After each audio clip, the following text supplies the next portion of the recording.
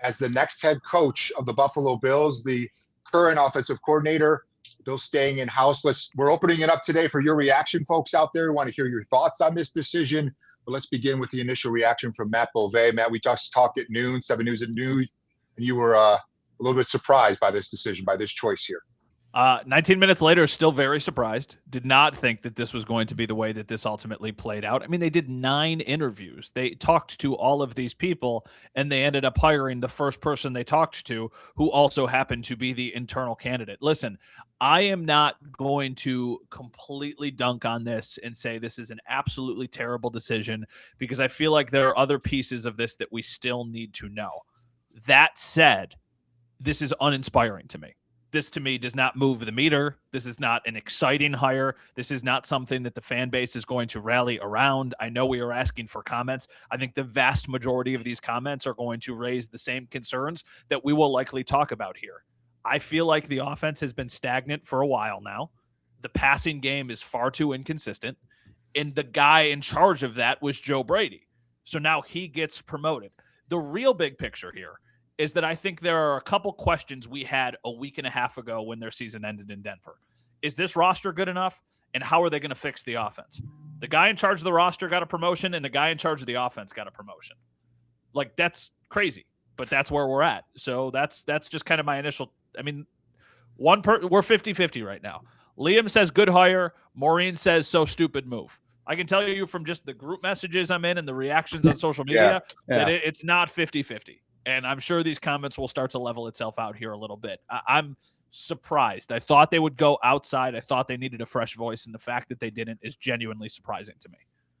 Yeah. Hey, Dom, I want to ask you this, especially since we had the owner, Terry Pegula, sitting up there the day that they announced that they were dismissing head coach Sean McDermott, saying that he stood in that locker room. He saw that the team had hit a playoff wall, right? Joe Brady, part of the coaching staff, the team that put them into that playoff wall as well. Just your initial reaction to this. And again, we're inviting your comments and your feedback, folks, as we stream to you live, both on Facebook and the WKBW app this noon. Dom, just that the playoff wall and Brady being a part of that, I guess.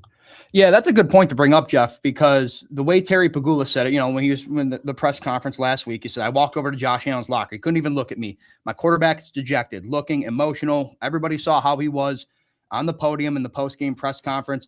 That felt to me like, okay, there's going to be some significant changes, because inside that locker room for 9 years, it just wasn't working with Sean McDermott. And the way things were going with, you can argue with coordinator Bobby Babich and Joe Brady, that it just wasn't ever going to happen in terms of this team getting over the hill with that regime.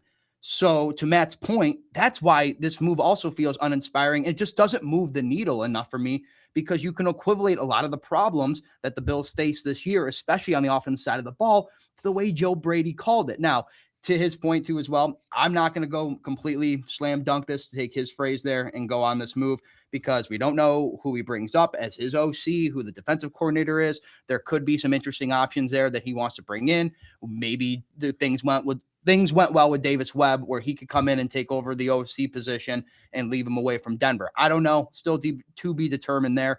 But it just, when you made such a significant change to move on from a guy from 9 years of being the head coach of this team, and you stay in-house and you give the guy where there were some problems on that side of the ball a promotion, I just don't see how this is something that inspires confidence in this fan base to believe that the front office really feels like they can get over the hump with Josh Allen, a franchise quarterback that they have. It felt like it needed to be more significant and some more widespread changes. And I just don't know right now if Joe Brady's hire is going to inspire that level of confidence the fan base needs to have, especially coming from that fallout from the end of the season press conference. The one thing I was thinking when they made the significance of this change, and we all talked about it as well, was the fact that you're going to make this change, you better be right on who you bring in. And the Bills clearly think that Joe Brady is the gentleman that can move this team forward. One part of this too, guys, remember, and I know you touched on this as well, they said Josh Allen was a big part of this process, or at the very least was able to sit down in the meetings and had input on this process. I don't know if we can say he selected the next head coach, but it's clear that at least from hearing the comments on how he was going to be a part of this, it's clear to me, Matt, that Josh Allen's on board with this move. Yeah, he must be, but at the same time, I feel like it was never a problem that Josh Allen was having these conversations and he was in these meetings. That never bothered me. Some people were like, why does the quarterback have a voice at this table? I think that's nonsense. I think the head coach and quarterback relationship is really important. That said, Josh Allen also said that he supported Ken Dorsey being the offensive coordinator. That said, there were indications that Josh Allen wanted the team to draft Keon Coleman and that was the type of player that they need. So I don't think Josh Allen's voice needs to be the end all be all. I think that this needed to be a thorough interview process, and it lasted a week, right? That's not like it's nothing. They talked to a lot of people, but the fact that they went to the first guys, I think that's why so many of these comments are so kind of all the same, uninspiring. Somebody was like, I'm selling my season tickets. This is going to end poorly. That's kind of the general theme here. It just feels like if the offense was great, you could justify this and you could say, we want to keep a great offense and we want to get better on defense. But the offense hasn't been great. James Cook was great. They ran the ball great. Yeah. A lot of that has to do with the offensive line. Aaron Cromer, who's also gone. So that's a notable loss for this team. So they ran the ball well, but the passing offense was just so lackluster and inconsistent. They need to go get better players, and maybe that will take the offense to the next level, and they think Joe Brady is the right guy to do that. I just thought there were other intriguing options out there. Like Brian Daboll, to me, wouldn't have even been a home run. It wouldn't have been. But I know that Josh Allen was the most dynamic version of himself when Brian Daboll was the guy calling the offensive plays. It's tricky because Josh won the MVP last year. So it's like we're not that removed from a historically dominant Josh Allen season with Joe Brady calling the plays. But the thing that I keep going back to is that against the Denver Broncos, they had the ball in overtime with a chance to go win the game, and they weren't able to do it. Against the Kansas City Chiefs in the AFC Championship game, they had the ball with a chance to go take the lead, and they couldn't do it. And the year before that, they had the ball down 3 with a chance to go march down the field and have a game-winning drive, and they couldn't do it. Josh Allen deserves and should carry some of that blame, but it also feels like I was watching the NFC Championship game this week, and Clint Kubiak is the Seahawks offensive coordinator. And watching the game and seeing the reaction online, because a lot of Bills fans wanted Clint Kubiak, there seems to be this general consensus that a great coordinator gives his quarterback some easy buttons, some just plays that you have that are going to work. And it doesn't feel like the Bills have had that in a long time. Mm-hmm. It feels like they do the same thing over and over again. And maybe that's just because the personnel has been so bad. But they run on first down, then it's a bubble screen, and then it's hopefully Josh Allen makes something happen. I just posted on X. The first play of next season has to be a bubble screen just for the team. It would be so funny. Like, that's a deep cut joke. It would be so funny. But how predictable did it feel like the offense was down the stretch, even in overtime against the Broncos? They have the ball. They get the ball in overtime. First down run, James Cook, 2-yard gain, over and over and over again. And the reason you have to take deep shots down the field to Brandon Cooks is because you were playing from behind the sticks, because it was so unbelievably predictable. I want to also say this. The last time I have been this unsure about a decision from the Bills was when they drafted Josh Allen, and that certainly worked out. So this does not have to mean this will not work. I just think there would have been a lot of other moves you could have made that would have had the fan base more optimistic and more excited. I think a lot of us go ahead. I just think a lot of us will sit here in hindsight, right? 2020, couple months down the road here through October. And if the Bills offense is clicking, this team is starting to show some signs of, like, you go back to those easy throws. I remember when Daboll was here, and that's why I was kind of a proponent for the Brian Daboll hire, was because it felt like Josh Allen had easy plays. When things were struggling and he wasn't able to get going, he was able to find some success with Daboll, and there were easy dunk plays that kept the chains moving, that kept Josh Allen in a rhythm, kept him slotted, as the figure of speech he likes to use in terms of like when he feels like he's in a groove. You look at that team, though, of what Josh Allen was playing with when Brian Daboll was the offensive coordinator, way different personnel, way better weapons. You had Emmanuel Sanders, the Stephon Diggs, and an up-and-coming Gabe Davis before all the injuries. So that's why I don't think Joe Brady deserves all the blame in the inconsistencies on the offense last year, because of the personnel he was working with. But he also does call the offense in terms of how to get that personnel, get the most out of it. You saw him get the most out of it in the run game. It just felt like the pass game was so lackluster. And I think that's what a lot of people are just going to hold on to. And if I can add one thing on the Josh Allen being a part of this whole process too, I'm like Matt, I have no problem keeping your franchise quarterback along in this process. It's about making Josh Allen happy. All right. Because you can look at a future look at this way down the road when his 6-year extension is up. You want that quarterback. You want your guy, the guy who has given this organization life again and makes him a Super Bowl contender every year. You want him to have a long-term outlook on this organization and say, hey, this is where I want to finish my career. I don't want to be anywhere else but a Buffalo Bill. So it's little puzzle pieces like this, I feel like, that go a long way in giving him some confidence that, yeah, this is the right place. They value my input. I want to be here. But yeah, it shouldn't be the major decision. But I also think that you can't ignore the fact that Joe Brady's relationship with Josh Allen was such a key figure in this, right? I mean, it was him and Daboll and Davis Webb, the three guys with the best relationship with Josh Allen that we knew were in this interview process. And I think ultimately that's probably what helped Joe Brady seal the deal with the announcement that he's now the head coach. Yeah. And he had to have a voice. Josh Allen had to have a voice in this. And we don't know Joe Brady as what he'll bring in as a head coach. We do know him as an offensive coordinator. And both of you point back to that. It'd be interesting to find out. And he must have convinced the Bills at some point that a lot of the direction of the offense and what they were planning to be run heavy, right, in terms of some of those plays along the lines, he must have been able to convince Bean and Pagula that a lot of that was at the direction of Sean McDermott, or at least that's part of it. Maybe he has a different vision for what this offense will look like as the head coach and maybe bring in an offensive coordinator. Yeah, it's maybe he's saying, like, you asked me to paint a picture and you didn't even give me a paintbrush. And what exactly am I supposed to do? You can finger paint for so long, but eventually you need a paintbrush if you want to put a masterpiece together. I don't know why that's the first comparison that I thought of, but it was like, listen, his hands were tied. It felt like Joe Brady a lot of times last year was trying to call an offense with one hand tied behind his back because they did not have NFL receivers. The problem here is the guy who didn't give them NFL receivers is now in control, and this is the hierarchy. So you have questions at the top, and now you have questions with the coach that is replacing somebody who at least raised the floor of your team for a long, long time. It feels like the only way that the Sean McDermott decision was going to be really justified is if they went way outside the box and they're like, listen, we think Grant Udinski is an offensive genius and he is going to take this team to another level.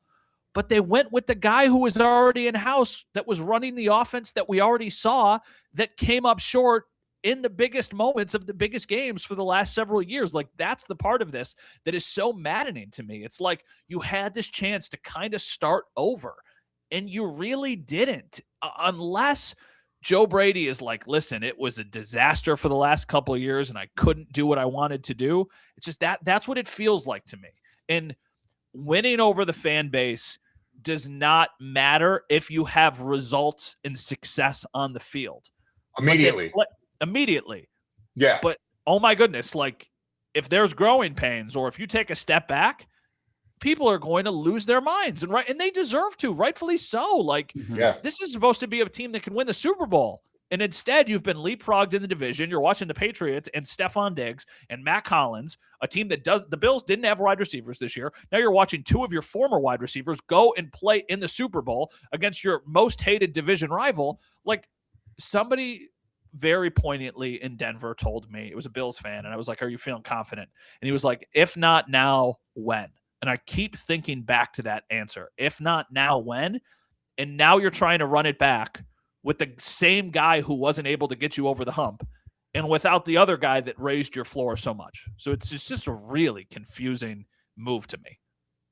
A lot to play out here, and we're taking your comments here as we kind of break down the breaking news. Joe Brady, the offensive coordinator of the Buffalo Bills, now on board as the new head coach of the Buffalo Bills, replacing Sean McDermott. Where do they go from here, guys? I mean, there's a lot to digest, right? There's a lot of staff that'll need to be hired offensively, defensively, and I know there's some other parts that have moved along here. We've been kind of dealing with the breaking news as this came out. Yeah. You said Daboll went somewhere already Tennessee, in terms offensive coordinator. Mm-hmm. My guess, My guess is that, I think it's interesting with his staff selections, right? It's like, does anybody who gets retained, how many of the guys on the staff get retained? Because now they're promoting from internal. So there's a world where Bobby Babich is still calling defensive coordinator. I mean, Joe Brady and wide receiver coach Adam Henry have a lot of history together, and they were with each other at LSU. So, there's just an initial thought of just guys who Joe Brady is close with in that aspect. But I also wonder too, whoever this OC is, how much responsibility is that? Does Joe Brady take over play calling still as the head coach, kind of like you saw Sean do at times with the defense? I think those are some of the initial questions and just things that kind of pop into my head a little bit about, what goes forward now with Joe Brady and his staff. It doesn't have to, like Steven says here, it's a safe move, Beauvais. Also, don't forget Allen was in every meeting, so it's now on Allen, Terry, and Bean to make this work. It is a safe move, but the safer move was keeping Sean McDermott. And there is now an immense, there would have been with any candidate, but it just feels like this team needed something new. If your owner is coming to a press conference and saying that you made a decision to fire Sean McDermott because you couldn't get over or around the proverbial playoff wall, then doesn't that kind of make it sound like you need to find somebody who can help you do that? Mm-hmm. One of the guys who was responsible for falling short is the offensive coordinator. To Dom's point, like the offense in the playoffs, like I actually think Joe Brady called some decent games there, and a lot of it was tied to poor execution from Josh Allen and also just not having a very talented roster besides the quarterback, the running back, and the offensive line. So that's part of it too. I just want to know what the vision is, because if the vision is what we've seen, I don't think that's enough. And we won't know that until we get to the press conference. I want to make it clear, like, this could work. I just don't feel super confident about it working. And there were other moves that they could have made that I would have had more confidence in. And I know I'm not alone there. I know a lot of other people feel the exact same way. So that's kind of how I'm... Yeah, right. And then the people that were on we need to make a change from Sean McDermott. I know a lot of people were surprised by that move, but for fans that thought that there had to be a change and that McDermott hadn't had couldn't get him over the hump after 9 years, I doubt very highly they were sitting there envisioning respectfully that Joe Brady was going to be the individual that was going to then take over for Sean McDermott and get them to where they, as fans, hope to be. And that's clearly what the Bills anticipate and believe here, Dom, as they look forward. And we don't know. Look, as Matt just said, we don't know. Maybe he can, but they better be right, because you're replacing stability with your offensive coordinator. Yeah. And away we go. And I'm looking forward to, have the Bills confirmed this as of yet? Have the Bills confirmed whether is there a news conference? Confirmed. Is there a news conference coming up? I don't know the details of that, if that's going to happen like tomorrow or if it's. But the Bills have pushed out an alert that Joe Brady has been officially named the head coach. Okay, gotcha. So. Well, I'm looking forward to hearing, and I know you are as well, and I'm sure fans are as well, is what that vision is, Dom, right? Or Matt? Yeah. Dom, go. I don't want to cut you off, Dom. There's a little delay. Do you have something you wanted to add? No, go ahead. You go. I'll go after you. I like Joe Brady. I think Joe Brady can be a good offensive coordinator. I don't think he has done enough to earn a promotion. That is where my displeasure with this decision is. It's not that he is not a good offensive young mind who might have some really innovative things that he thinks he can execute with this team. I believe all of that, but it's what has he done to warrant a promotion over other candidates that have as impressive of resumes or more impressive resumes. The fact that he's been here shouldn't be the thing that ultimately helps him get the job. It should help, but it shouldn't be everything. That is my question, is what did he do or what did he say to warrant this added responsibility? And maybe he knocked it out of the park. And then listen, then okay, that makes sense if that's what you ultimately. I want to know what he had to say, and I want to know what his vision is. The problem is, with these press conferences and with coach speak and with how guarded everybody is, I don't think we will truly ever know. And that's going to be the thing that's going to, I think, really annoy people for the next several months, because now you're going into a season with so many more questions than you have in a long, long time. The floor for this team is not what it has been. The floor for this Bills team for the last 5 years has been listen, they're winning at least 10 or 11 games and they're going to the playoffs. Now you're going into a year where you're in a division with a team that's going to the Super Bowl. You don't have the steady head coach, and you have this unknown as your new head coach. So there's just a lot of questions that I think need to be answered. I go back to Joe Brady's, the thing I try to find optimism in why this maybe could work out. I look back at just last year and you look at kind of the receivers that Bean had to put together and how things started to work out. The Bills won 13 games last year, probably 14 if they don't sit Allen in that week 18 game against the Patriots, just to rest for that season or the 2 seed there. But I go back to, Matt, when Ken Dorsey was fired and Joe Brady stepped in, and his first game was a pummeling of the Jets. And then the only loss he had the rest of that season until they lost to the Chiefs in the playoffs that year was the Philadelphia overtime game, which was a thriller in which the Bills scored 34 points. The defense just couldn't stop anybody. So it's there. The blueprint of a Joe Brady offense that clicks, gets Josh Allen in the best position to make plays and utilizes the right personnel in the right way. It is there, and we've seen it before. But this season was such a glaring statement about the inconsistencies in this roster that surely needs to take a step up. But I think of the overall point of where Joe Brady and Brandon Beane come into all this. Joe Brady has such a bigger uphill battle to convince everybody that this is the right guy, that I'm the right guy to be the head coach of the Buffalo Bills, because we're not going to probably know that answer until November, December, maybe if the Bills win the division or can clinch another playoff spot, retake the division at some point, or maybe even it takes to the playoffs to get some fans to do that. I feel like Beane has a little bit of an easier road to get the fan base back on his side because he could just kind of pull off a little, I'll call it like a magic act here in this free agency and with using the salary cap and just start building this roster back up and try to get some guys that instill confidence back into this fan base that, they're serious about trying to accomplish the things they need to accomplish with Josh Allen. So hindsight's 2020, but Joe Brady, I just think has a much bigger battle uphill in this situation. And it's not going to help that he is, I'm seeing all the comments roll in and it is not nearly as split as maybe I thought it was. Everybody but Mo Brown it's tough to get people happy to convince that Joe Brady was the right move. Yeah, everybody but Mo Brown seems to be pretty concerned about this. And listen, it's a valid point. He said Joe Brady had an MVP and a rushing leader. I'd say that's pretty good. Individually, yeah, but it did not lead to success in the playoffs. And that's ultimately what matters the most. That's the entire thing that Terry Pegula just talked about. It was like, okay, yeah, you have the success, but then you ultimately hit a wall. What are you going to do to get over that wall? And instead of finding a new voice or a fresh voice, they went with the guy who has played a hand in this team falling short. And it's not just on Joe Brady. I want to make that unbelievably clear. He does not deserve all of the criticism. He probably doesn't even deserve most of it, but he deserves some of it. And that's why I wonder, what did he do to get promoted? But doesn't that drill down even more on the fact that they think Sean McDermott was the reason, right? Almost not the coaching staff, but Sean McDermott was the reason that they hit that playoff wall, because by hiring Joe Brady, you're saying you know what I mean? Not that there's not going to be coaching changes and new additions to the staff, but what they're saying is it was Sean McDermott is the reason why we couldn't get over the playoff hump. We think Joe Brady can't.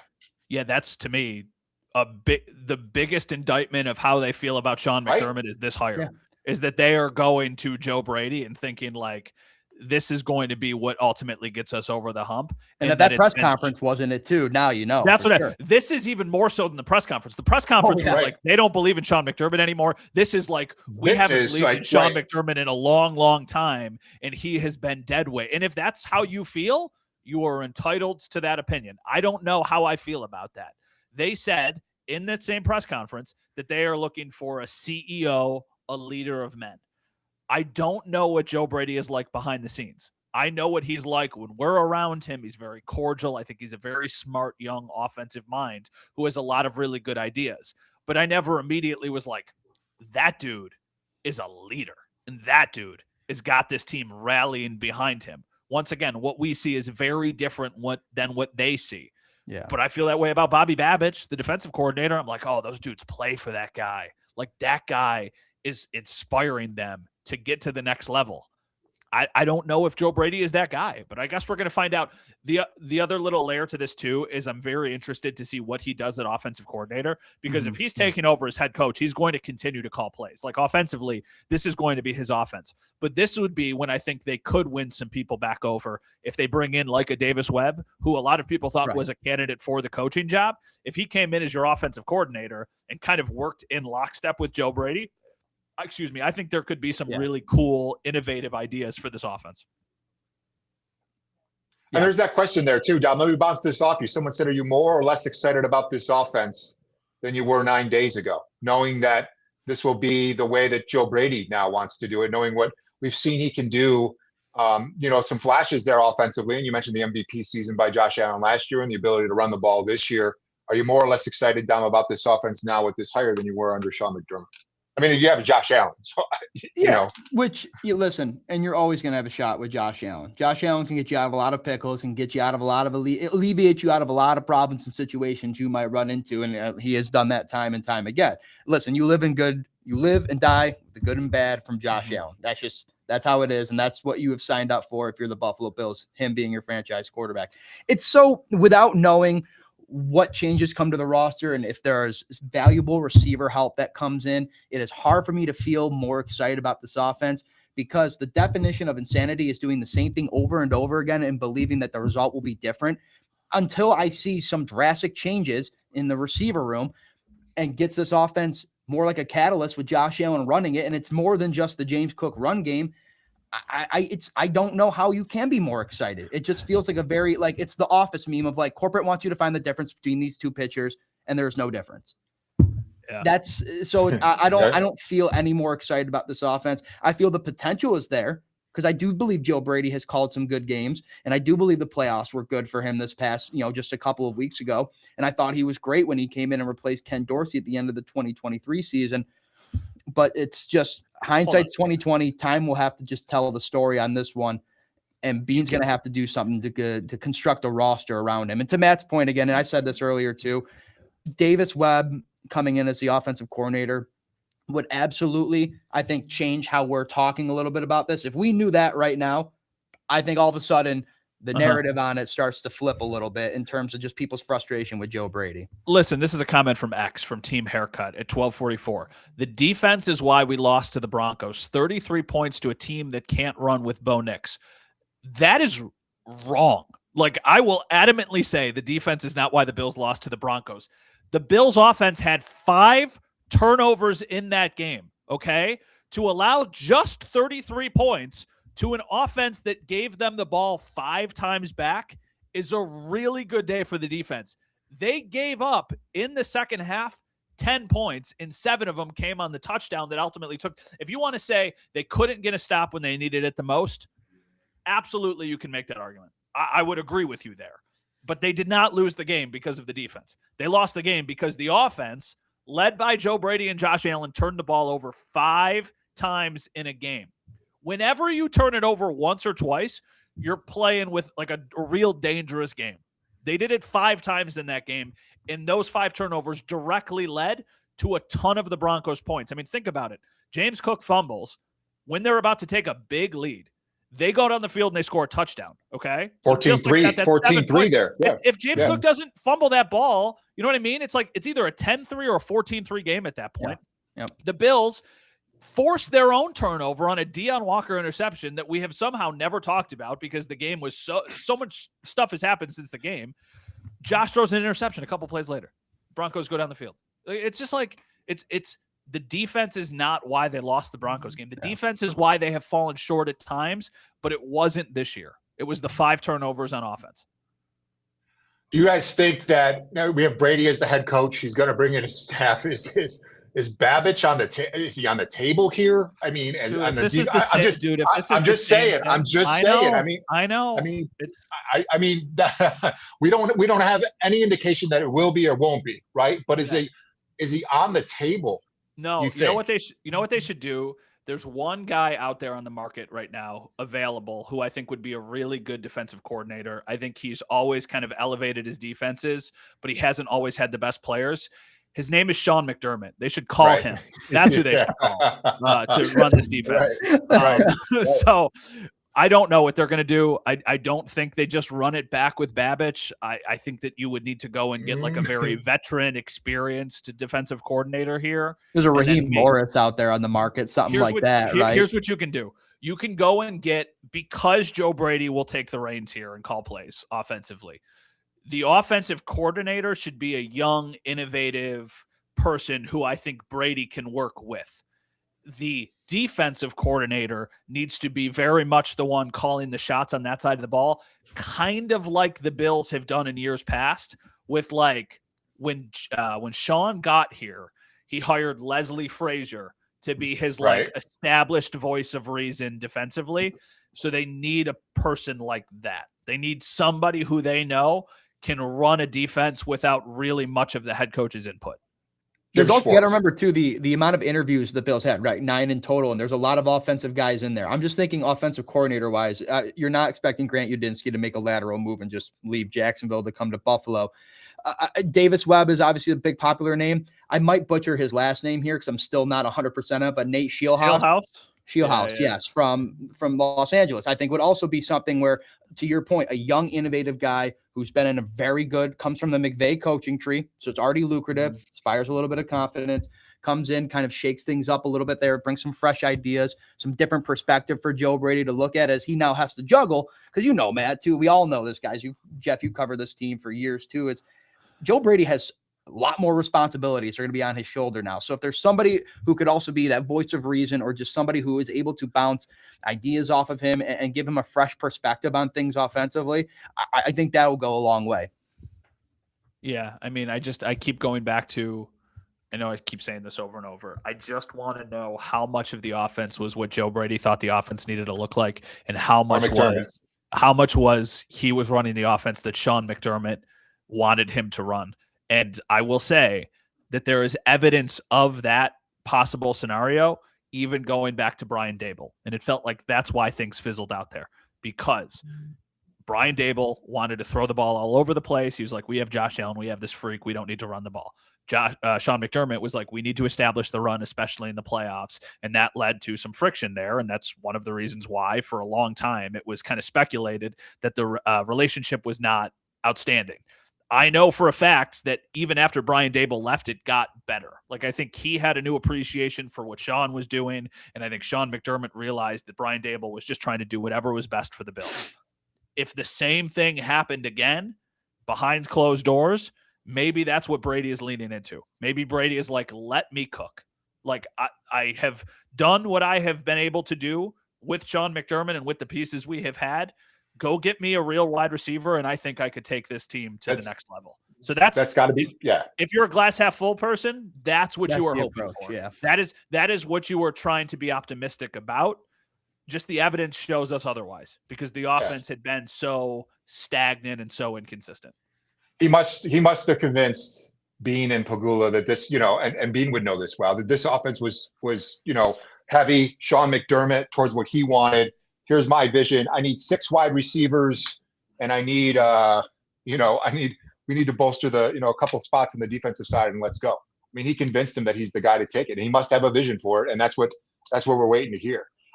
Do you anticipate it'll be vastly different though than what we saw? Offensively, it needs to be, right?